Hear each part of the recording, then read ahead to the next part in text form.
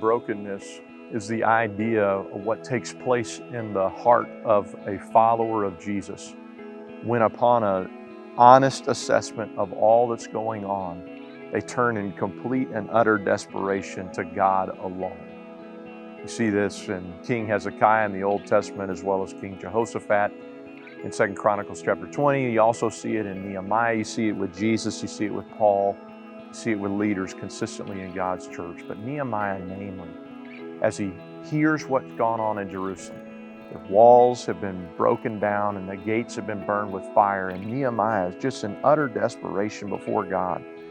With an honest assessment of all that's taken place, he turns to God and he says this in Nehemiah 1 verse 4. When I heard these words, I sat down and wept and mourned for days. Not only days, but we'll see for roughly 6 months. And I was fasting and praying before the God of heaven. I said, I beseech you, O Lord God of heaven, the great and awesome God, who preserves the covenant and loving kindness for those who love him and keep his commandments. Let your ear be attentive now and your eyes open to the prayer of your servant, which I am praying before you now, day and night on behalf of the sons of Israel, your servants. What's he doing? Confessing the sins of the sons of Israel, which we have sinned against you.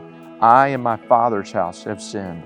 We have acted very corruptly against you and have not kept the commandments, nor the statutes, nor the ordinances which you commanded your servant Moses. It was an honest assessment, realizing his desperation, and turned his eyes and his bowed the knee before God.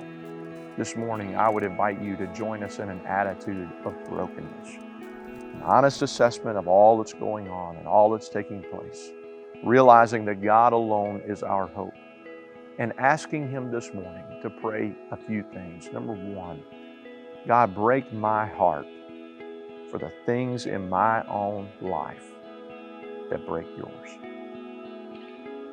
God, break my heart for the things in the lives of those around me that break yours. God, break my heart for the things in our country that break yours. An attitude of brokenness. When God's people, on an honest assessment of all that's going on, turn in utter desperation to God alone.